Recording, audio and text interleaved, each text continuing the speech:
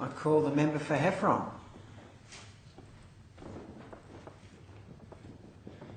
Mr Acting Speaker, I call on the New South Wales Government today to reconsider the route for the Sydney Metro.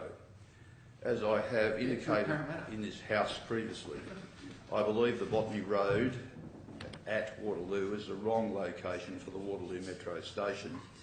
The proposed location is within 10 minutes walk south of Bredford Station, 10 minutes walk north of Green Square Station, and serviced by a number of bus services that run into the CBD.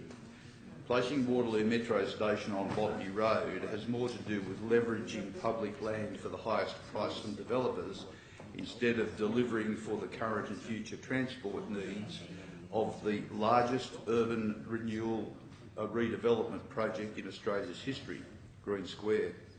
If the planned metro station were to be relocated to the area by the Lachlan precincts or Crystal and Dank Street in Waterloo, then the thousands of residents who have to live off or near Burke Street will finally have adequate public transport options.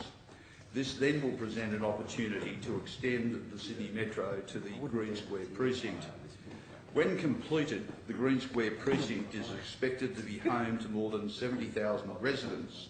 It will be the densest precinct in the country, with a projected 20,000 people living in each square kilometres of the 278 hectare site. Providing adequate public transport options to Green Square site represents a missed opportunity for the government. In 2014, I called on the government to include Green Square in the route for the Sydney to East Sydney light rail. They did not listen. Earlier this year, the government's own Transport Minister ranks with his own party and expressed the need to build a light rail connecting Green Square and the CBD. In February 2016, Infrastructure Australia published the Infrastructure Priority List.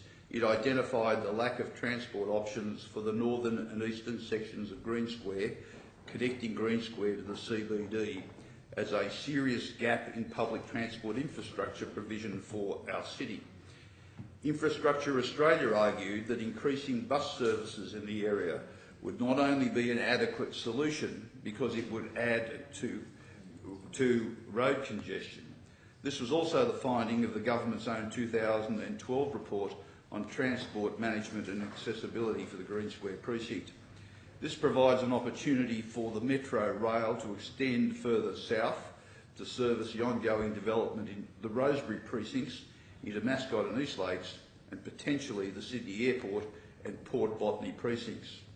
Mirroring suggestions in Infrastructure Australia's Infrastructure Priority List, the Sydney Airport and Port Botany precinct together generate more than $10 billion a year in economic activity. Infrastructure Australia argued that connecting these economic hubs with a rapid public transport system provides opportunity for future economic growth. I am aware of the arguments that a small portion of the area I am describing is serviced by heavy rail. I'm also aware the 2012 Sydney Rail Future Report, which shows that from about Glenfield in Sydney southwest, overcrowding and crush on the train line becomes so severe that by the time it reaches Mascot and Green Square train stations, passenger displacement is occurring, meaning people cannot even get onto the train. I am of the view that the government should incorporate an alternative route in the current metro in its development of the business case, which would incorporate stations at the locations I have described, in order to determine which route would best service growth and the rapid pace of development across this region before continuing along the rest of the Sydenham corridor. Also, by doing so, the people of New South Wales will now once and for all know which proposal represents the best value for money for the residents of Sydney and the taxpayers of New South Wales. If the Minister is interested in seeing the issue firsthand, I'd be happy to show him around and discuss the challenges facing the region.